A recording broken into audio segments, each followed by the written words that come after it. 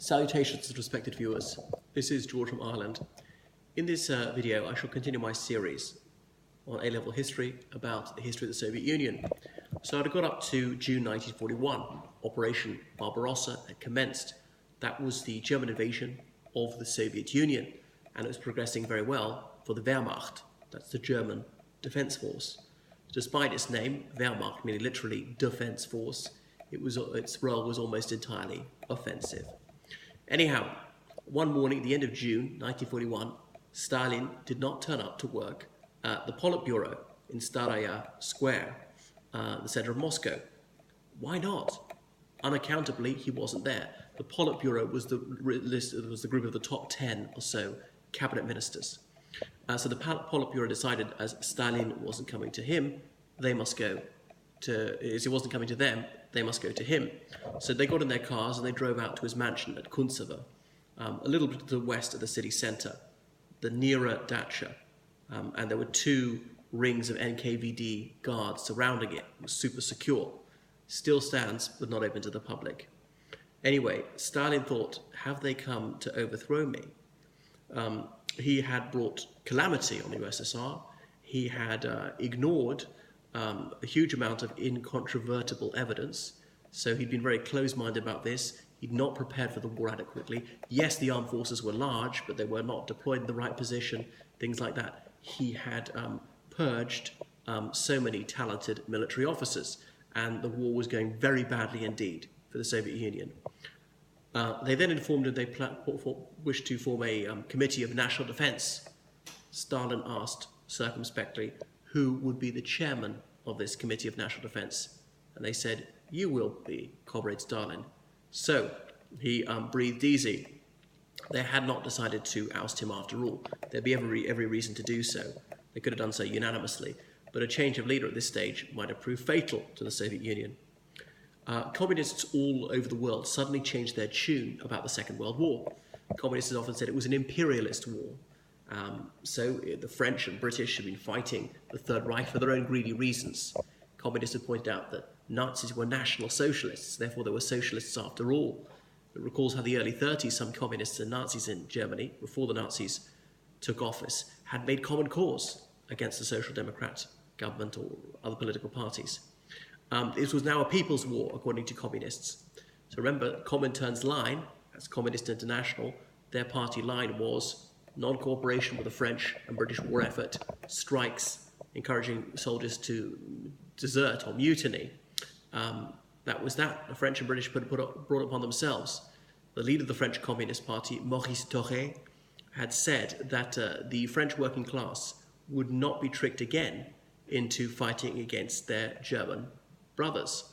So it was just about profits for them, just like the First World War, perceiving no moral difference between the Third Reich and the French or British governments, and preaching collaboration with the Wehrmacht's occupation of France. But all of a sudden that changed, and it was a people's war. It was for fighting for socialism and indeed democracy. The communists in India, for instance, were ardently anti-imperialist. However, from June 1941, they took orders from Moscow. Yes, we must fully cooperate with the British Raj for the duration of the war. After the war was won, all bets were off. Willie Gallagher was the only communist in the British Parliament at the time, and he became well known for his strident pro-war oratory. And for a while, he was Churchill's pet communist. So Polish soldiers had been taken prisoner by the Red Army in 1939. They were set free. Often they travelled by way of Iran to India, sometimes to Egypt, sometimes to South Africa. They formed various Polish military units fighting in Egypt because the German and Italian armies were in Libya. There was a bit of ding-dong in the Western Desert from Libya into Egypt and back again between the Allies and the Axis, fighting in other theatres. So some reformed Polish army units fighting alongside the Red Army in the Soviet Union. So they were called the Polish Armed Forces of the East, those who served shoulder to shoulder with the Red Army. General Anders' army was part of the Polish army in the West, who later fought in Italy. Polish servicemen fought in all theatres. There was a Polish government in exile based in London and did not recognise the seizure of Eastern Poland by the Soviet state. This Polish government in exile began to ask about the fate of 20,000 Polish army officers who disappeared in April 1940. Up until then, they'd been able to send letters to their families via the Red Cross. But since April 1940, nary a line had been received from any of them. They disappeared without trace. What happened? The Soviet Union's line was that they must have escaped. 20,000 of them escaped at exactly the same time, and not a single of them made it home. That's very curious. The Soviet Union was perhaps the most authoritarian state in the world, with perhaps more effective surveillance than any other country at the time. How on earth would they have all made it out? Not a single one caught. So, obviously, it was the most flagrant lie from Stalin's government. Moscow did not recognize the Polish government in exile, since the Polish government in exile, as I said, did not agree to the Soviet Union seizing the eastern half of Poland. Moscow derided the London Poles as being a knot of aristocratic militarist reactionaries. In fairness, there was a certain logic to this accusation. But that being so, they were still the descendant of the legitimate government of Poland. Many countries did not recognize the Soviet seizure of eastern Poland. Ironically, one of those that had was the Third Reich. So the London Poles and the USSR were allies from June 1941. And the London Poles kept berating the British government, you must do something, find out what happened to our brothers in arms. So His Majesty's government was in an invidious position, but they finally managed to arrange a meeting between the two sides and no progress was made. The Soviet state stonewalled over this. No, don't know anything, don't know nothing at all. It's a tactic you may have seen more recently. So the fate of Poland was put on the long finger. The British government did not want to have to wrestle with that vexatious issue in the middle of a war, wanted to keep both their allies on side. It was a much higher priority to just win the war in the short term, otherwise there'd be no Poland to argue about, whether it was to be independent or half independent or whatever, or where its territory was. Churchill was against legitimizing the Soviet seizure of eastern Poland. He said this had been in shameful collusion with the Third Reich. However, he later changed his mind on that one. Now, the Soviet position was, of course, this territory had formerly belonged to Tsarist Russia, which is true, and Stalin was increasingly reclaiming the patrimony of the Tsarist state in more ways than one, not simply territorially. So early in the war, Stalin summoned the oil minister to see him, a young engineer, only in his 30s. And Stalin informed this man that you must prevent oil falling into German hands. The Soviets were headed towards Baku in Azerbaijan. That was a center of oil production in the Soviet Union. Refineries, if the Germans are about to seize Baku, the refineries must all be blown up. If even a single ton of oil were to fall into the hands of the enemy, the oil minister would be shot dead.